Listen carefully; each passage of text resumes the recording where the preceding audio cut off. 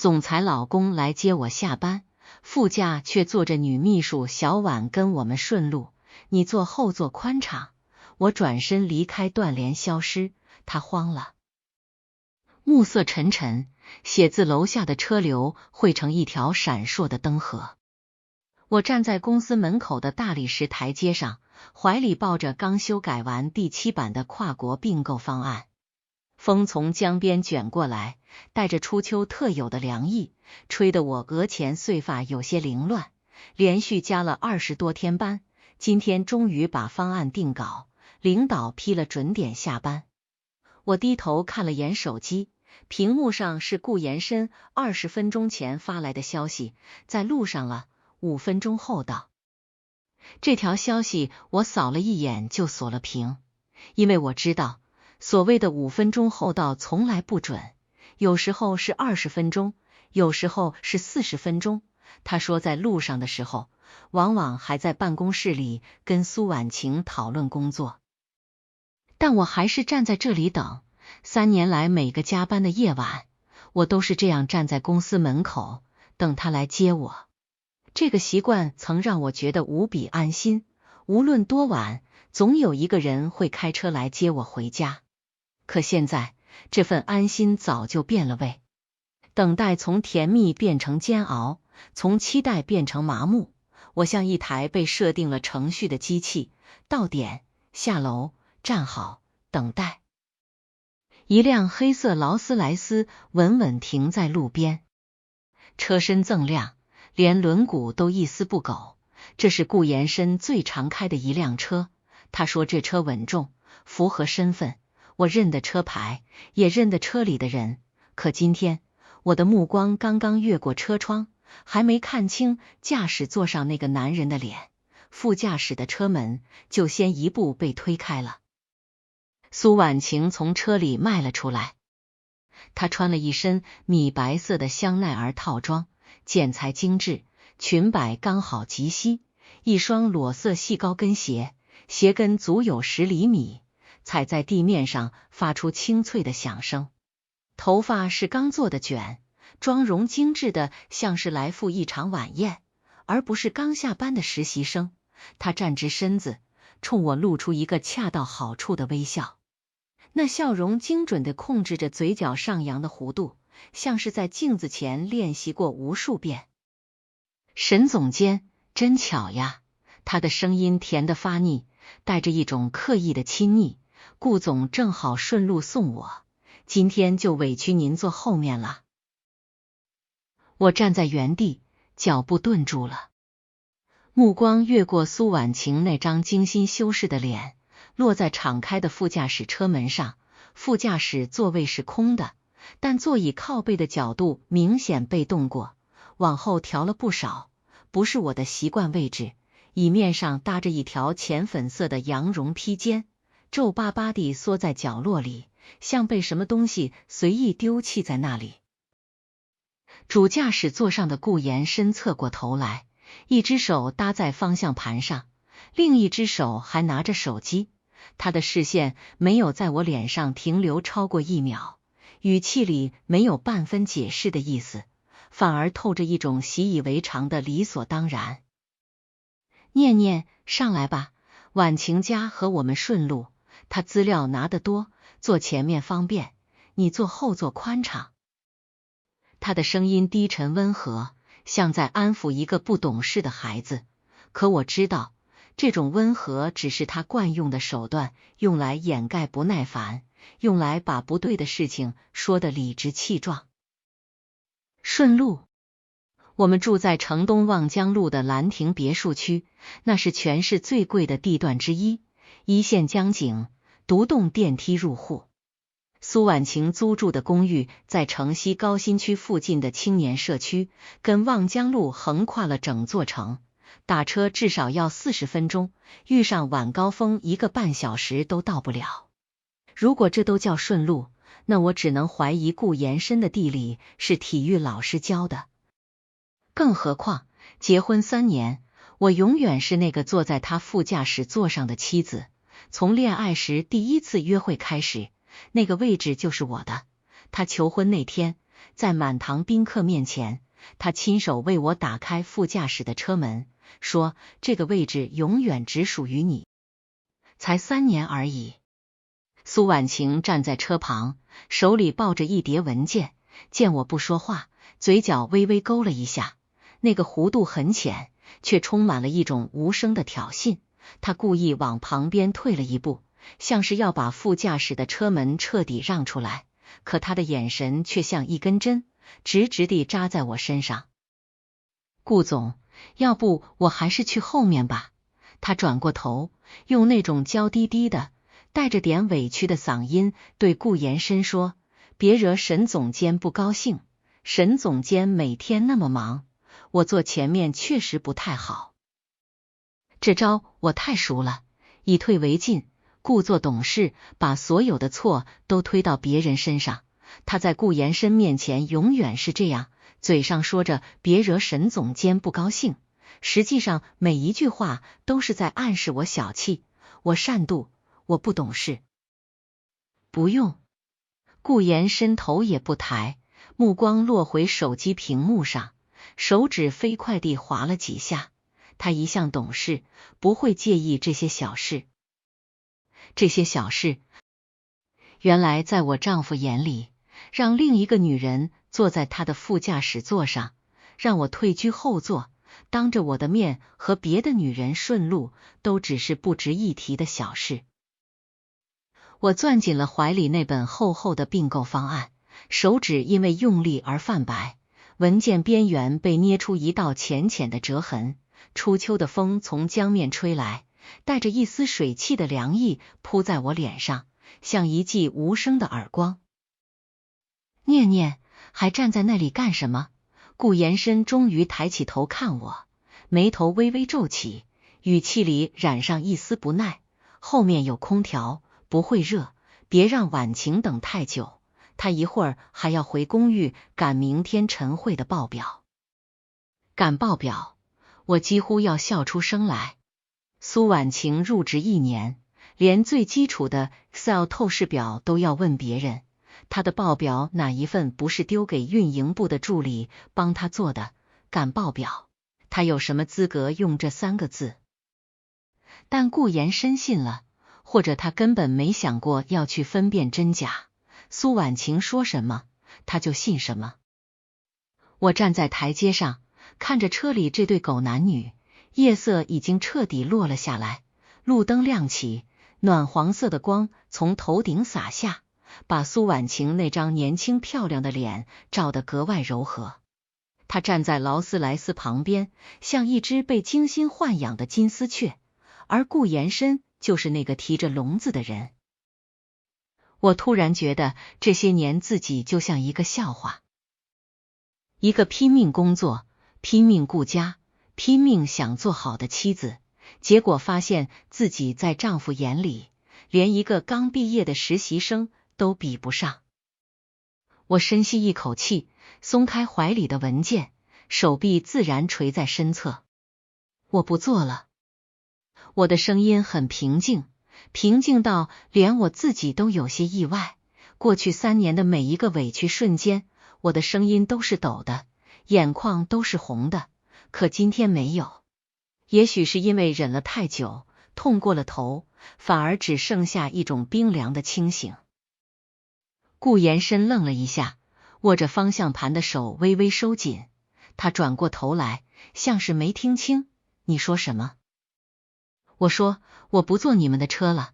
我抬起头，直视着他的双眼，这一次我没有躲闪，没有低头，没有像以前无数次那样用沉默来掩盖难堪。你们顺路，那你们慢慢走吧，我自己回去。说完，我没有再给他任何开口的机会，转身就走。沈念，身后传来顾延伸的声音，带着明显的恼怒和不可思议。你又在闹什么？回来。闹，他用的还是这个字。3年了，每一次我表达不满，每一次我试图指出问题，在他眼里都叫闹。他觉得自己永远是对的，觉得我所有的情绪都是小题大做，觉得我应该无时无刻都保持那个他喜欢的、懂事的、不给他添麻烦的样子。可我不想再懂事了。我加快了脚步，高跟鞋敲在人行道上，一声一声清脆而决绝。夜风卷起路边的落叶，在我脚边打着旋。我的背影被路灯拉得很长，像一把锋利的刀，划开了3年的隐忍和将就。沈念，你听到没有？回来！顾延伸的声音从身后追过来，越来越大，也越来越远。我没有回头，我知道苏婉晴一定站在车旁，用那种幸灾乐祸的眼神看着我的背影，然后转头对顾延伸说：“沈总监好像不太高兴，都怪我不好。”我也知道顾延伸不会追上来，他不会为了我做任何需要放低身段的事，他有他的骄傲，有他自以为是的体面，在他的逻辑里，我走几步就会自己回去，像过去每一次冷战一样，最后先低头的那个永远是我。可这一次他错了。我走过一条街，拐进地铁站，入口处的人潮将我吞没，像一座巨大的喧闹的海洋，我没有回头看一眼。身后那辆劳斯莱斯依然停在原地，副驾驶的车门敞开着，像一只张大的嘴巴，嘲笑着一个终于决定离开的女人。地铁站里人潮汹涌，晚上7点正是晚高峰的尾巴，车厢里塞满了刚下班的人。我缩在靠门的位置，一只手抓着扶手，另一只手还抱着那份并购方案，背后是冰冷的车厢壁，面前是别人湿热的呼吸，车厢里混着各种气味，香水和汗味搅在一起，像一口沸腾的锅。放在以前，这种时候我应该坐在劳斯莱斯的真皮座椅上，吹着恒温空调，听着顾延伸在旁边的驾驶座上打电话。他总是很忙，连开车的时候都在谈工作。我坐在旁边，像一件安静的摆设。现在想起来，那件摆设的身份还是我自己选的。手机在包里震动起来，一阵紧接着一阵，像一只被逼急了的老鼠在袋子里拼命冲撞。我没有接，也没有看，因为不用看我都能猜到是谁打来的。顾延伸一定在公司门口等了10几分钟，最终确定我不会折回去之后，黑着脸上了车，然后一边开车一边给我打电话。苏婉晴坐在他的副驾驶座上，大概还在煽风点火。顾总，沈总监可能只是工作太累了，您别生气。手机震了20分钟，终于停了。我靠着车厢壁，闭上了眼睛。3年了，这是我第一次在晚高峰的地铁上站得这么稳。以前总觉得地铁挤、乱、累，现在才发现，原来被挤成沙丁鱼罐头也有一种踏实的清醒。至少在这里，没有人会当着我的面，把另一个女人安插在离你心最近的位置上。3年前，我为什么嫁给他？这个问题在我脑海里绕了一整路，像一根针，反复扎着那些早已结痂的伤口。我试图回忆那个让我心动的瞬间，那个让我点头说我愿意的理由，可回忆越清晰，越显得当初的自己傻得可怜。那年我24岁，刚从美国读完金融硕士回来，母亲去世后，我一个人在国外漂了2年，读书、打工，拼命证明自己可以活得很好。回国后进了一家咨询公司做项目经理，每天工作10几个小时，忙得没时间交朋友。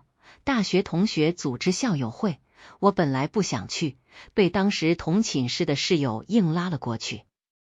顾延伸就是在那天出现的。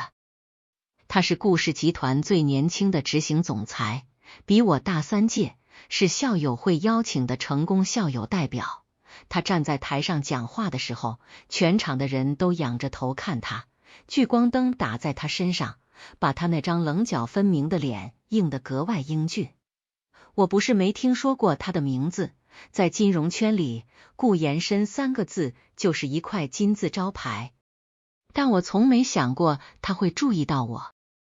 散场之后，他穿过人群，径直走到我面前，手里端着一杯香槟，微微欠身，笑得恰到好处，沈念久仰。霍教授说，你当年在芝加哥的毕业课题拿了 A+，他到现在还在给学弟学妹当范本。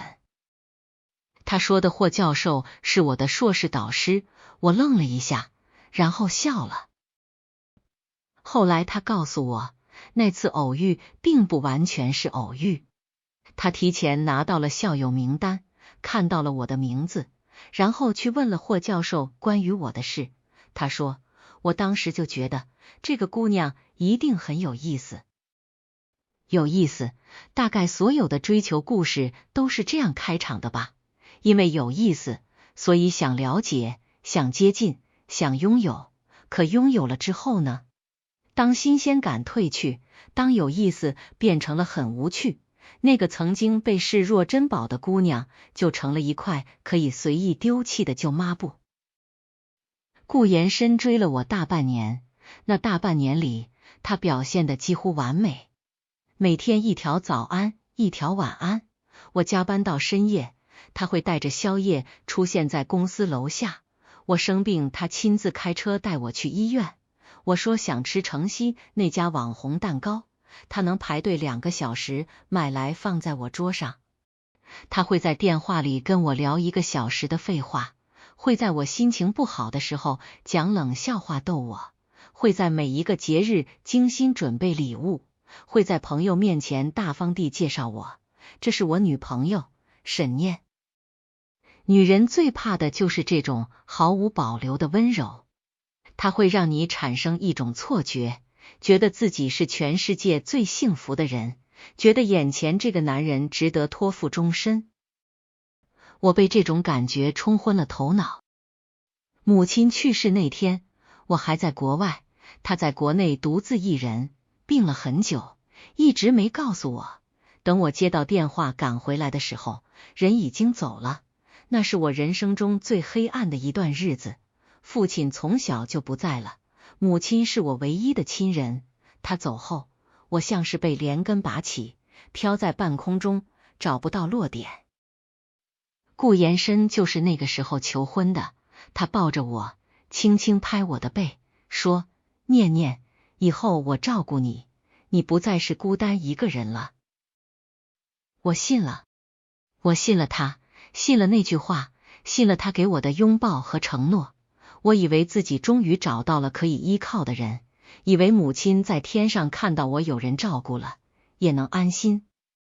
婚礼上，他牵着我的手，在满堂宾客面前单膝跪地，说副驾驶永远是你的专属座位，因为那是离我心最近的地方。我哭了，眼泪像断了线的珠子，怎么都止不住。我看着他虔诚的眼睛，真的以为这辈子就是他了。可有些话说出口的时候是认真的，过期了就什么都不是了。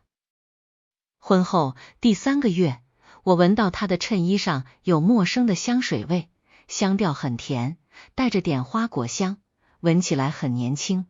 我问他，他说是客户带的助理，让我不要多想。我信了，因为我不想在婚姻的开始就变成一个疑神疑鬼的妻子。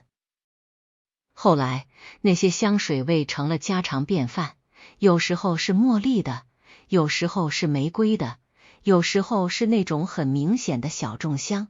每一次他都有理由，客户、同事、合作伙伴。我学着不再去问，因为问了他会烦，而我一看到他皱眉就慌了。再后来，他回来的时间越来越晚，一开始是11点，然后是12点、1点。我坐在客厅里等他，灯开了一整夜。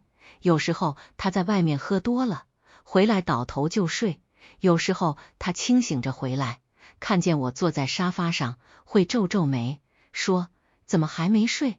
以后别等我了，以后别等我了。我现在才明白，那句话的意思不是不想让你辛苦，而是不想让你看到我回来时身上带着别人的味道。再后来就是苏婉晴，她入职那天，顾延伸回来得比平时早，他坐在沙发上看手机，忽然说今天新来了个实习生，叫苏婉晴，挺机灵的小姑娘。我嗯了一声，没在意，那时候我还不知道，这个挺机灵的小姑娘会成为压垮我们婚姻的最后一根稻草。起初苏婉晴只是跟在他身边学东西，顾延伸说他刚出校门，什么都不懂，你带带他。我说好，于是我把自己做运营总监这几年的经验整理成文档，一项一项递交他，他学得很快，嘴又甜，一口一个沈姐姐叫得亲热。我甚至跟顾延伸说过，这姑娘挺有潜力的，好好培养，能成气候。现在想来，我的培养是在给自己挖坟。苏婉晴靠近顾延伸的方式很老套，但很有效。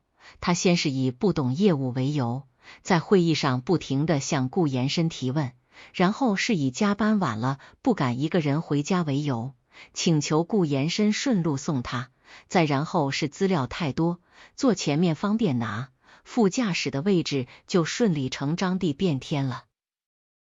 等我发现的时候，苏婉晴已经习惯了坐顾延伸的副驾驶座，她不叫我沈姐姐了，改口叫沈总监。顾延伸也不再说你带带她，而是说婉晴还小，你让着她点。让这个字我听了太多次，让着她，让着顾延伸，让着所有人，可谁来让？让我。我到底做错了什么？回忆到这里，车厢内忽然响起报站广播，我睁开眼，到站了。走出地铁口，夜风迎面扑来，我深吸一口气，把那些翻涌的往事压回心底。过去已经不重要了，重要的是从今天开始，我不用再坐在那辆劳斯莱斯的后座上，看着别的女人霸占我的位置。我拿出手机，看见顾延伸10几条未接来电和3条短信，短信我点开了，前2条是让我回电话，最后1条只有一句话：沈念，你至于吗？至于。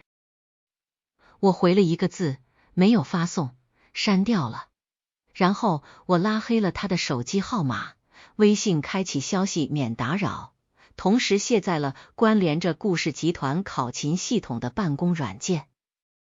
手机安静下来，世界也安静下来。我站在路边，拦了一辆出租车，司机问我去哪儿，我想了想，说去南岸的君悦酒店。车启动了，我靠在座椅上，看着窗外的城市夜景，华灯初上，霓虹如海。这座城市承载了我3年的婚姻，也即将见证我彻底离开的每一步。我没有哭，也没有生气，只是觉得很轻松，像卸掉了一个背了很久很久的包袱。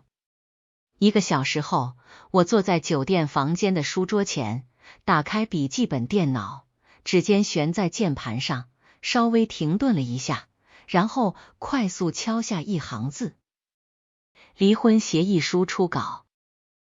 我删掉，重新敲。解除婚姻关系及财产分割协议。屏幕上跳动的光标一闪一闪，像黑夜里的一盏灯。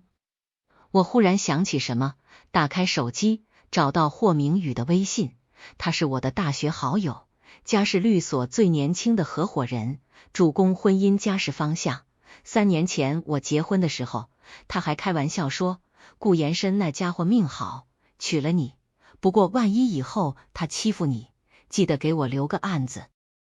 我给他发了一条消息，霍律师帮我拟一份离婚协议书，越快越好。那头几乎是秒回，怎么？终于想通了，顾延伸那小子又踩你雷区了。我看着屏幕，慢慢打下我要净身出户的假象，但属于我的每一分合法权益，一分不能少。我在顾氏做了3年运营总监，公司核心项目的风控架构、融资模型全是我的方案，那些属于我的劳动成果，我要带走。这条消息发出去之后，我靠在椅背上盯着天花板。房间里很安静，只有空调出风口的微弱风声。好，交给我。霍明宇回得干脆利落，末了又补了一句：沈念，你早该这么做了。是啊，我早该这么做了。清晨的阳光透过酒店落地窗洒在地毯上，把整个房间照得通透明亮。我睡得很好，不知道是因为床垫软硬适中，还是因为终于不用在半夜听到顾延伸带着酒气的推门声。总之这一觉是我3年来睡得最踏实的一觉。冲完澡，我换上一身利落的白色西装，把头发在脑后扎成一个低马尾。镜子里的人眉眼清冷，眼神沉稳，比3年前少了些青涩，多了些凌厉。我对着镜子涂上口红，随后拎起包出门。今天周一，顾氏集团有一场关于年度核心跨国并购项目的跨部门例会。作为运营总监，这个项目从前期调研、框架搭建到融资方案和风控模型，几乎全是我一手主导推进的。项目代号凌云，是集团今年最大的战略布局，涉及海外新能源市场的收购与整合。放在平时，我应该坐在顾延伸的车里，利用路上的几10分钟帮他过一遍会议上可能用到的数据。我习惯提前把关键数字写在小卡片上，插在他的西装口袋里，这样他在会上被董事会问住时能随时翻出来用。今天我没有去。酒店楼下的咖啡厅里，我点了一杯美式和一个牛角包，慢条斯理的吃早餐。手机偶尔响一声，是霍明宇发来的文件进度。我一边吃一边回复邮件，处理了一些私人事务，把手机里的故事相关工作群一个个退掉。退到最后一个群的时候，我看见群里的消息已经炸了。有人二我：沈总监，今天的凌云项目例会您来吗？会议室已经准备好了。紧接着是苏婉晴发的一条：沈总监今天可能有点私事要处理，会议资料我先帮大家整理了。我没回复，直接点了退出群聊。走出咖啡厅的时候，阳光正好，我坐进车里，发动引擎，朝顾氏集团的方向开去。我还要去办公室拿一些东西，属于我的个人物品和那份我昨晚让霍明宇连夜准备好的辞呈。顾氏集团总部大楼坐落于市中心最繁华的商务区，42层，全玻璃幕墙，在晨光中像一面巨大的蓝色镜子。我把车停在地下车库，乘电梯上了32层运营部。电梯门打开的一瞬间，原本喧闹的办公区忽然安静下来。几个相熟的项目经理正在走廊里低声说着什么，看到我，脸色都有些不自然。行政主管小周快步迎上来，声音压得低低的：沈总监，您怎么现在才来？早上例会上顾总脸色难看极了，他临时让苏婉晴代替您汇报的凌云项目，那丫头根本讲不清楚，被海外合作方问得满头汗。我挑了挑眉，没说话。还有，小周犹豫了一下，苏婉晴今天一大早就坐在您的独立办公室里了，说是顾总特意吩咐的，让他临时协助处理您的工作，我们也不敢拦。我知道了，我拍了拍他的肩，径直朝总监办公室走去。推开磨砂玻璃门的那一刻，我差点以为自己走错了房间。我的办公室我来顾氏3年，亲手布置了每一个角落。桌上原本放着一套德国进口的金属笔筒，是我刚上任时买给自己的礼物。现在那套笔筒被扔进了旁边的杂物架，取而代之的是一盆多肉植物，粉色的陶瓷花盆，上面还贴着一张卡通贴纸。苏婉晴坐在我的真皮转椅上，手里拿着我桌上的一份绝密级竞品分析报告，歪着头，用一支红色的签字笔在上面圈圈画画。那支红笔也是我的，笔帽上还有我去年刻的一个小记号。他好像完全没觉得哪里不对。沈总监，您来了呀。苏婉晴抬起头，冲我露出一个甜腻的笑。她没有站起来，反而把身子往椅背上一靠，端起我桌上那杯手冲咖啡，轻轻抿了一口。顾总说您这2天情绪不太稳定，让我先搬进这间办公室帮您分担一下工作。毕竟有些核心业务您一个人抓着也挺累的，我正好可以帮您分忧。那杯咖啡是行政刚刚帮我冲的，浅蓝色古瓷杯，杯沿还冒着热气。我看着他，眼神冷得像结了霜。苏婉晴，我的声音不高，却带着一种从骨子里透出来的压迫感。谁允许你动我桌上文件的？苏婉晴的笑容僵了一下，但很快又调整好了。她放下咖啡杯，把那份报告合上，装模作样的整理了一下桌面。沈总监，话不能这么说，我是顾总亲自任命的项目助理，这几份资料也是顾总让我拿来参考的。再说了，公司又不是某一个人的私产，大家都要为集团效力，您又何必这么大惊小怪呢？公司不是某一个人的私产。我重复了一遍他的话，慢慢走到办公桌前，俯视着他。那你又是谁？顾岩深养的一条狗，有什么资格坐在这个位置上？苏婉晴的脸色刷地白了，她猛地站起来，尖细的鞋跟差点崴到脚。沈念，你说什么？我说，你算什么东西，也配碰我的东西？我伸出手，一把从他手里抽回那份报告，他的指甲在纸面上划出一道浅浅的口子。我皱了皱眉，把报告卷在手里。然后我端起那杯被他喝过的咖啡，连杯带水一起丢进了旁边的垃圾桶。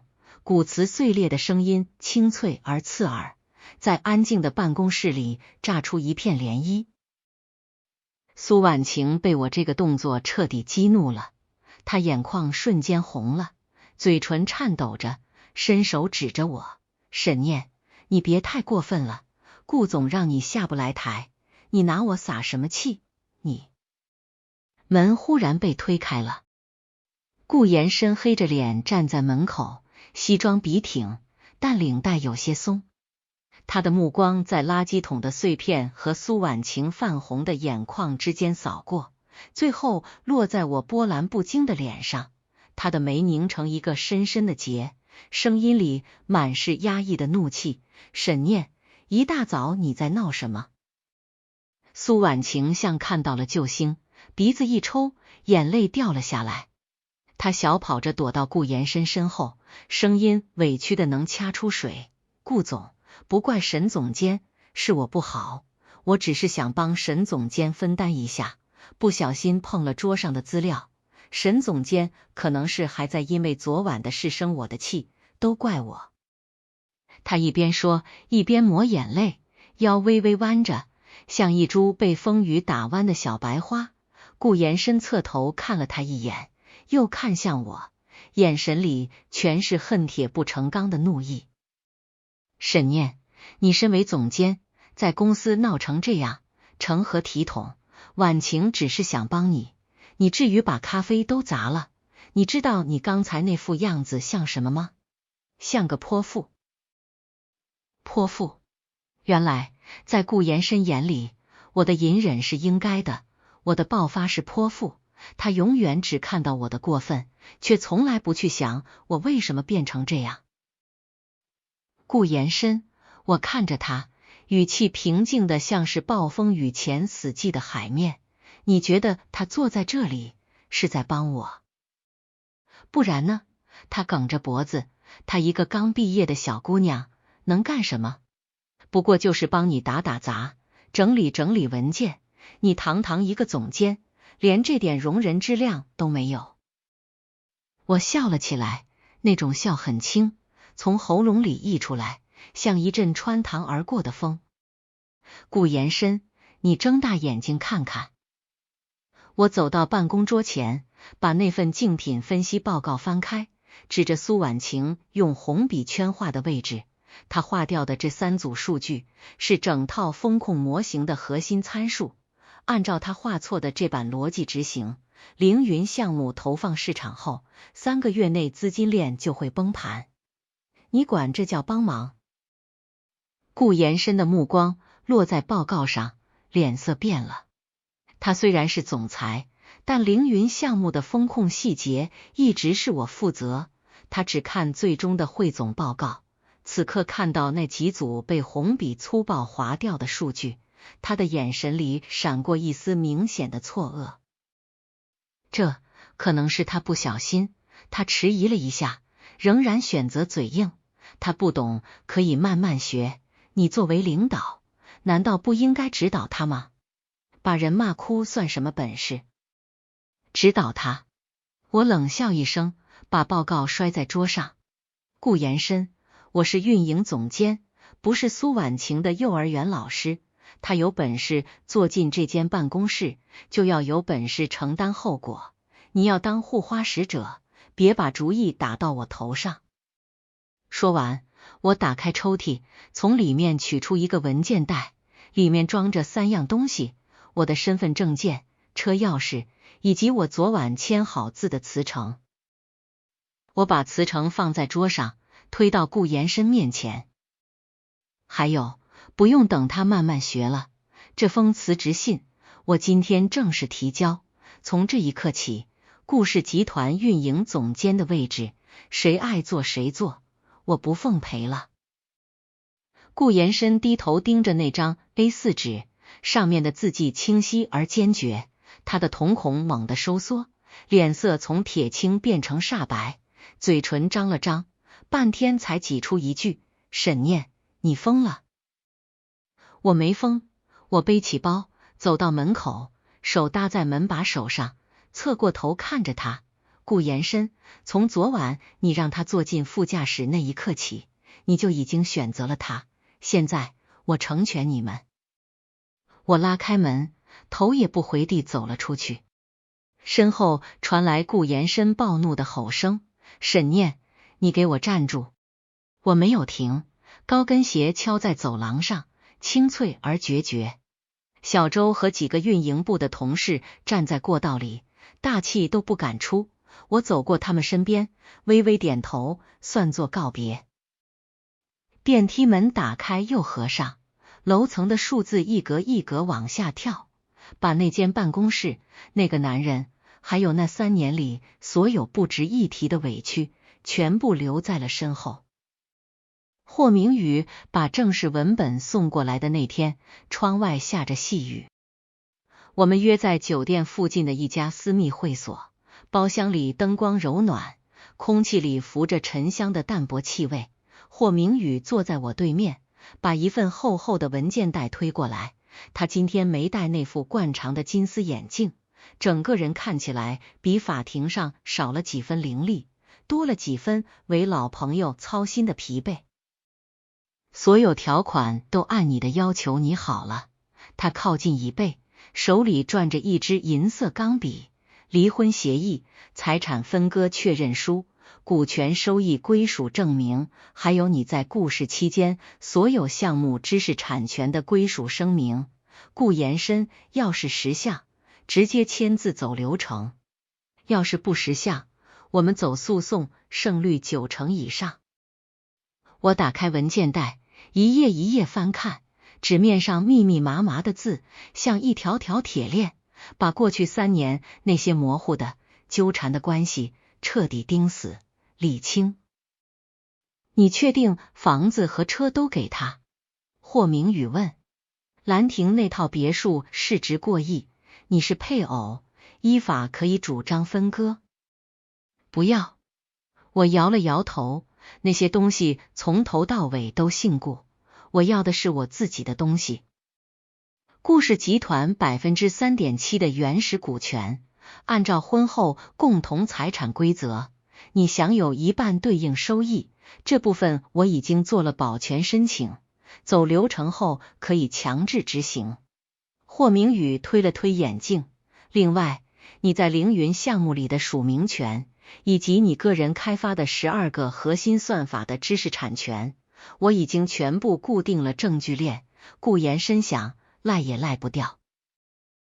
我合上文件，靠在椅背上，轻轻吐出一口气。谢了，明宇。谢什么？他笑了一下，随即正色道，沈念，有件事我得提醒你，顾延深那个人我了解，他不可能痛快签字，尤其现在公司正在关键期，你这一走，集团运营至少要摊一半，他很快会来求你。他来找我，也不是为了我淡淡的说，是为了顾氏，为了凌云项目，为了他自己。3年了，我太了解他了。霍明宇沉默了一瞬，没有再劝，只是问了一句，那你还爱他吗？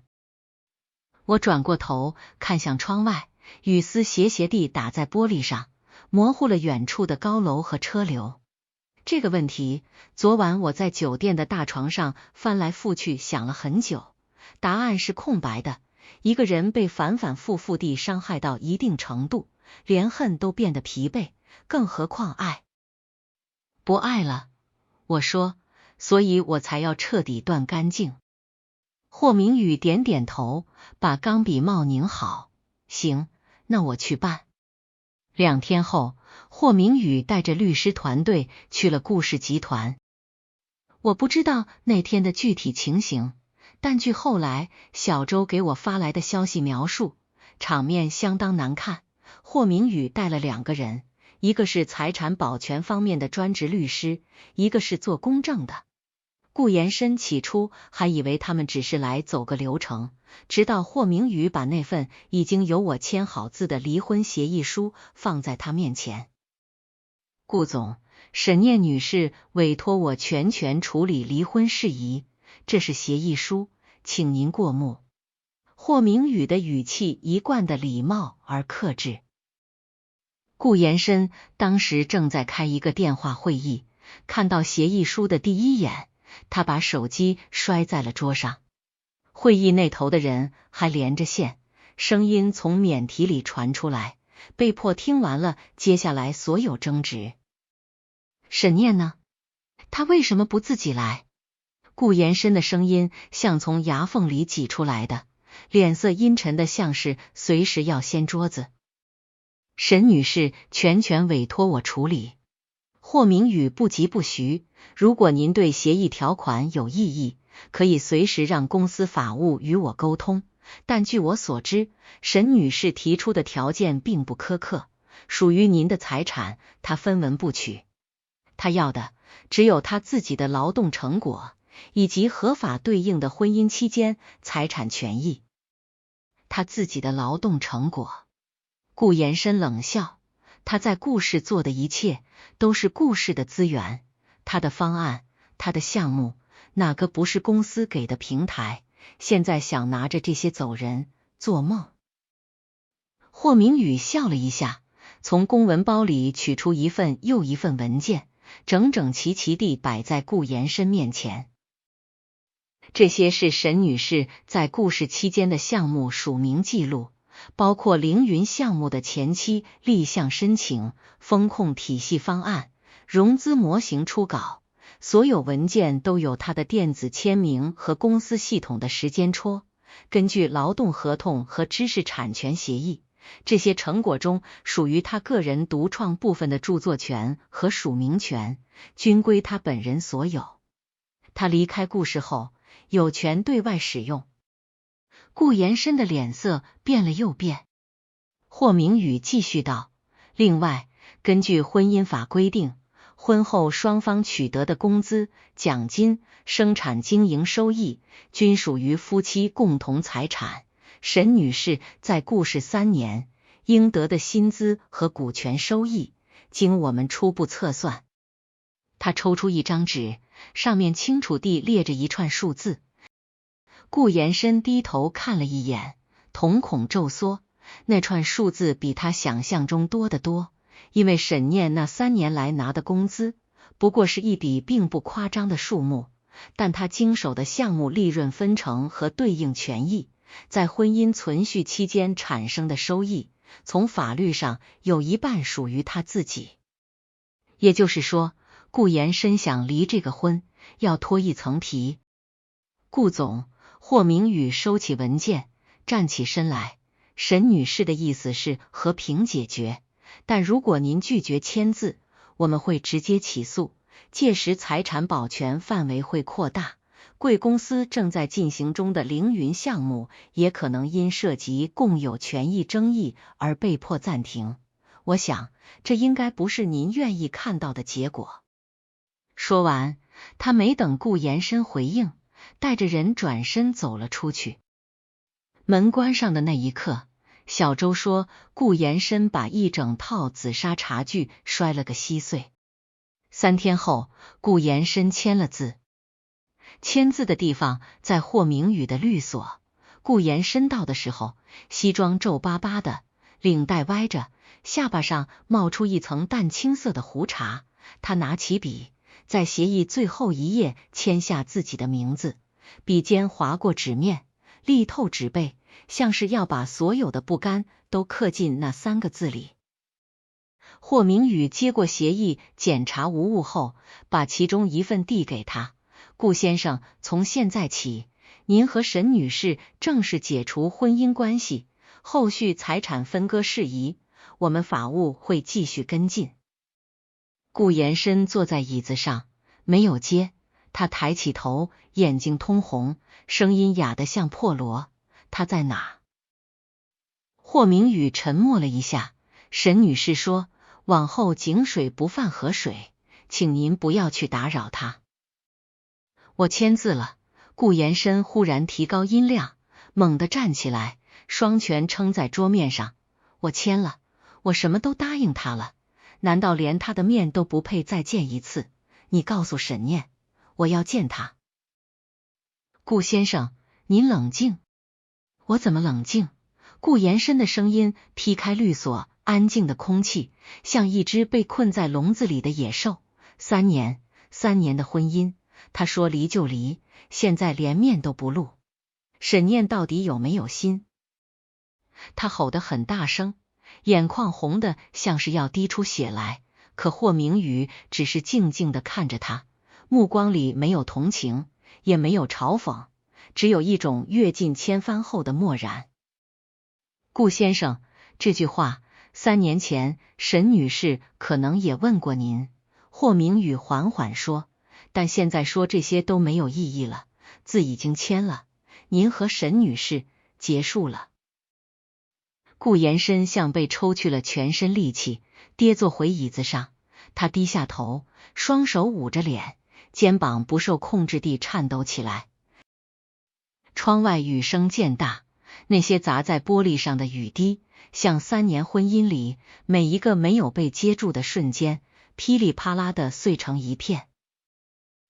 搬出望江路别墅的第5天，我正式入职了家园资本。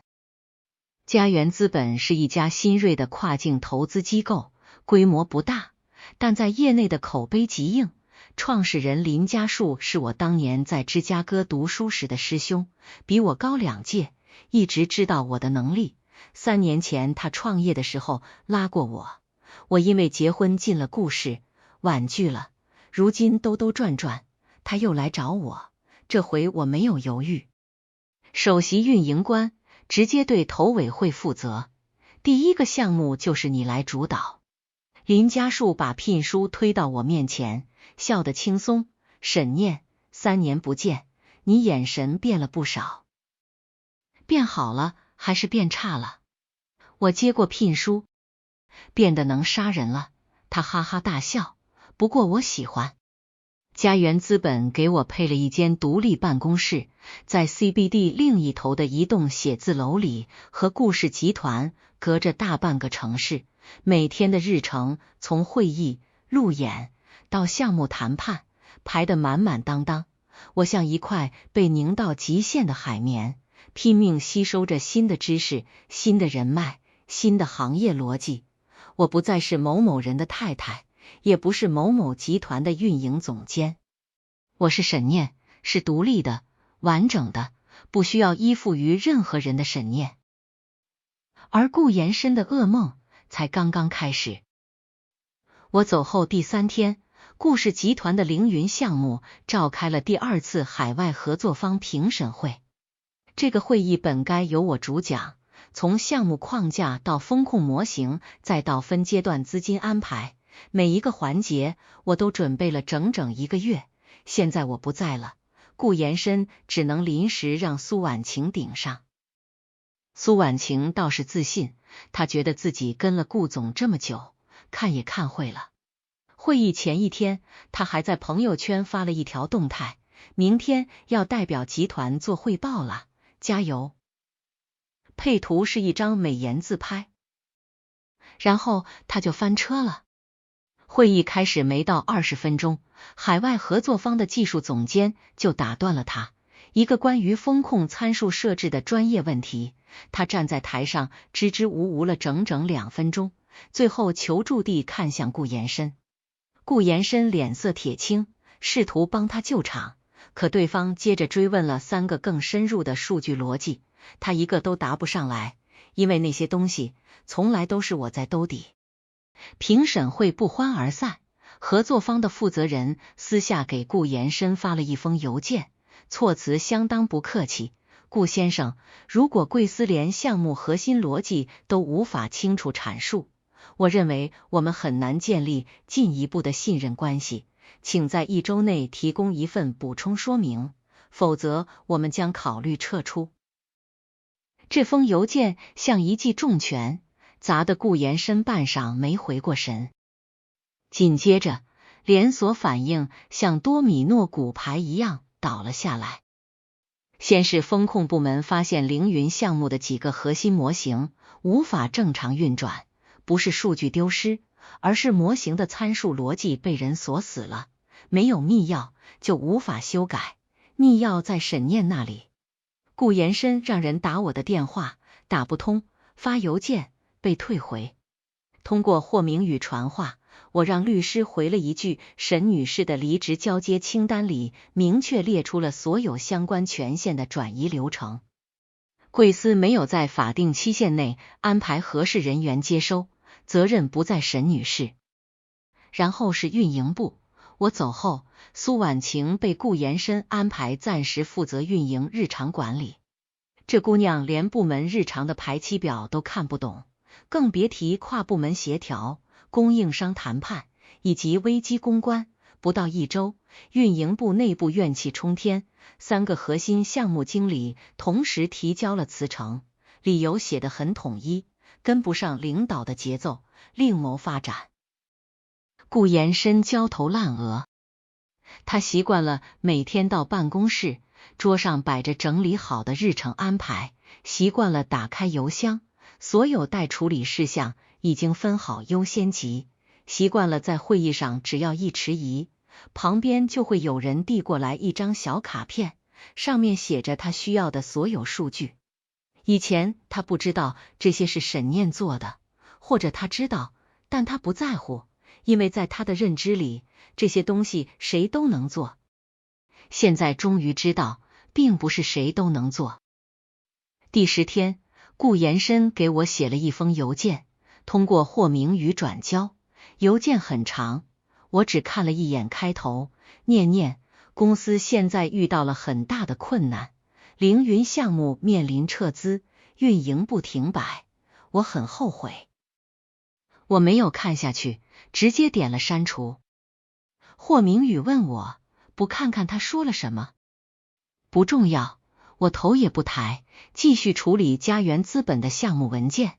他后悔的不是伤害了我，而是伤害我的后果。现在反噬了他自己，如果他依然高高在上，他是不会后悔的。霍明宇没有再劝，只是说了一句：“你这脑子不去做风投，可惜了。”我笑了一下，所以我来了家园。顾延伸找我的频率越来越高，先是邮件，然后是霍明宇转达的请求面谈，再后来他干脆去家园资本的楼下等我，进出公司都走地下车库，他等不到我，就在大门口站着，像一根被风吹得七零八落的旗杆。苏婉晴也来找过我一次，他在家园大楼的前台赖了半小时，非要见我。前台打来电话的时候，我正在开一个项目会，我让前台告诉他不见。后来听说苏婉晴被顾延伸开除了。那天顾延伸从会议室出来，看到苏婉晴抱着一堆文件家等在门口，忽然就爆发了。他当着整个秘书办的面，把苏婉晴骂了个狗血淋头。你除了会哭还会干什么？我让你坐办公室你坐，我让你管运营你管，结果呢？你害我丢了几个亿的项目，滚，明天不用来上班了。苏婉晴哭得妆都花了，她跌跌撞撞的跑出公司大门，高跟鞋跑断了一只，脚踝肿得老高。她蹲在路边给顾延伸打电话，电话响了一声就被挂断，再打被拉黑了。他终于尝到了被抛弃的滋味，可我不觉得痛快，我只觉得可悲。苏婉晴从头到尾不过是另一个版本的我罢了。她以为自己能靠年轻貌美和男人的宠爱活得风生水起，却不知道这种宠爱本身就是最廉价的东西，他能给你，也就能随时拿走。1个月后，我收到消息，顾氏集团的凌云项目正式宣告失败，海外合作方撤出，项目清算，顾氏资金链断裂，集团陷入债务危机，顾延伸被董事会问责，总裁的位置岌岌可危。那天霍明宇在电话里说，顾延伸完了，资产被冻结，法院已经受理多家供应商的诉讼申请，他现在连别墅都保不住了。我站在办公室的落地窗前，看着脚下川流不息的车流，握着手机的手稳如磐石。跟我无关了，我说。挂断电话，我重新坐到电脑前，打开凌云项目的替代方案。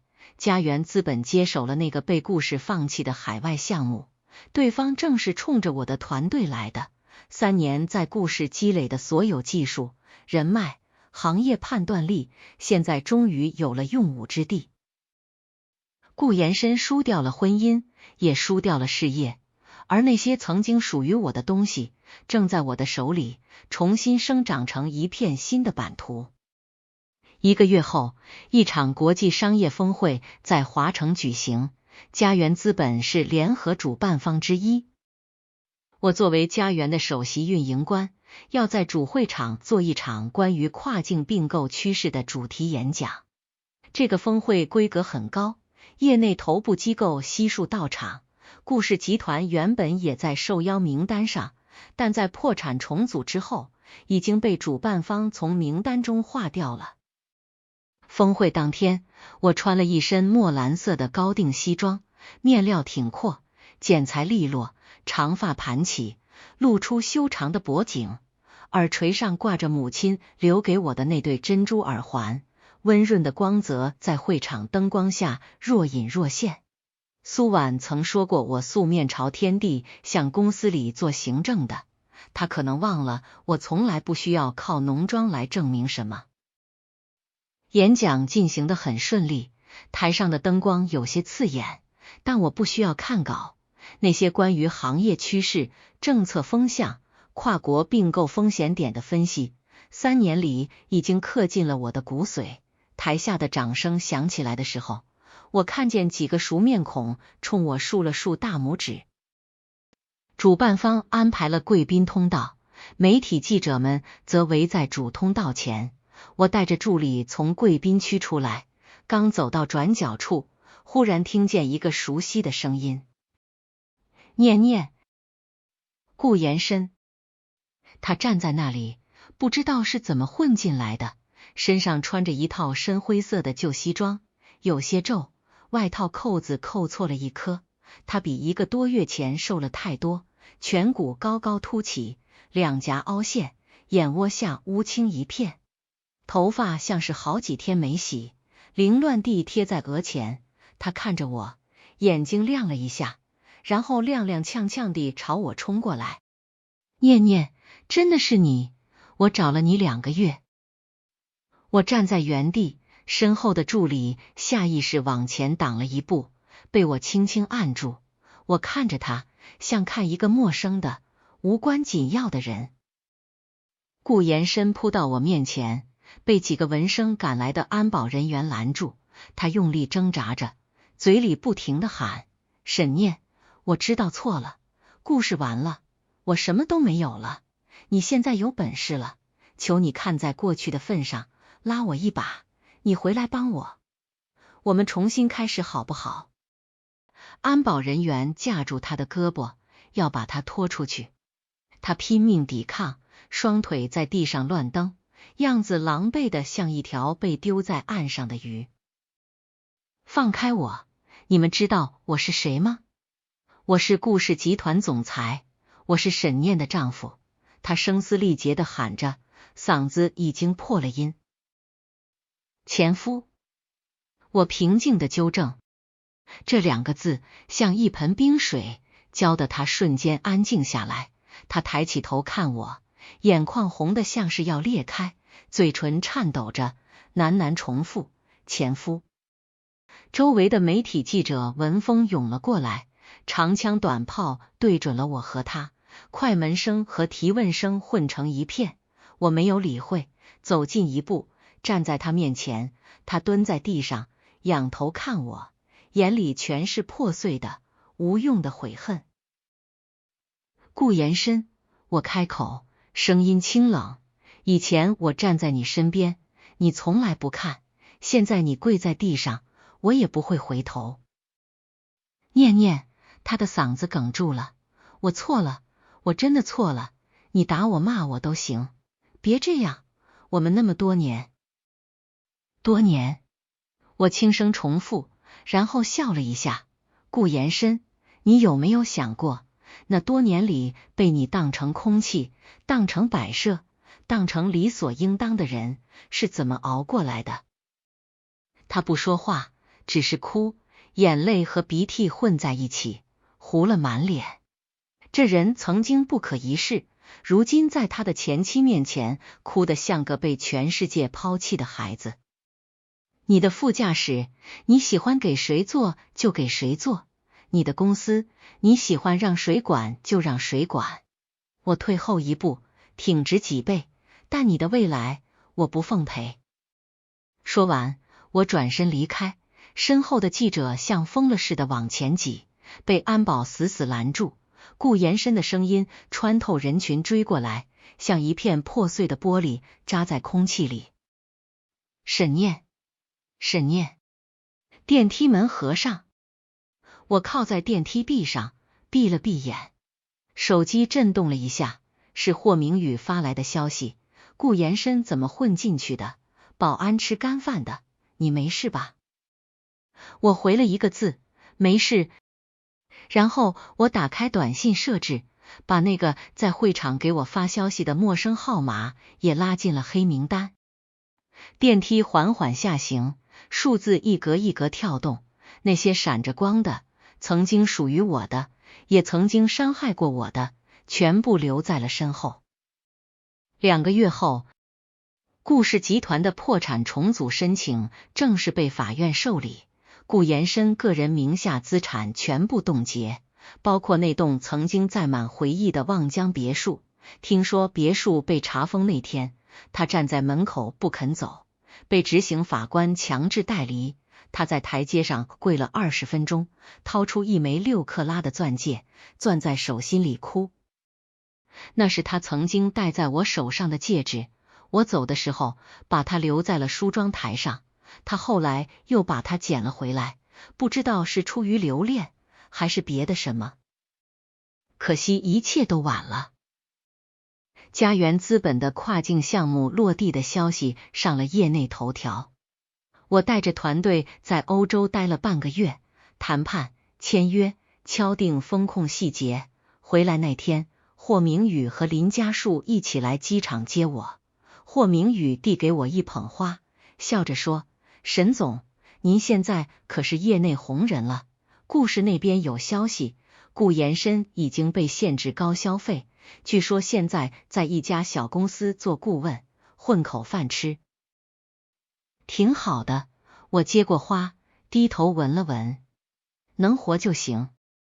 林家树站在车旁，拉开后座车门，冲我眨眼：“沈念，副驾驶空着呢，坐不坐？”我看了他一眼，笑着摇头，然后我自己拉开副驾驶的车门，坐了进去。车里放着我喜欢的爵士乐，空调温度刚刚好。林家树发动车子，霍明宇坐在后座，三人有一搭没一搭地聊着天。车窗外阳光很好，整座城市在暮色中缓缓苏醒。手机忽然震了一下，我拿起来看，是一个陌生号码发来的消息，只有4个字：生日快乐。我看着屏幕笑了笑，然后一键拉黑。谁呀？霍明宇在后座探头。没有谁，我把手机放回包里，转头看向窗外。车子驶上机场高速，夕阳把远处的云层染成热烈的橘红，风从半开的车窗吹进来，带着初冬的凉意和草木的气息。我闭上眼睛，感受着风从指尖穿过的触感。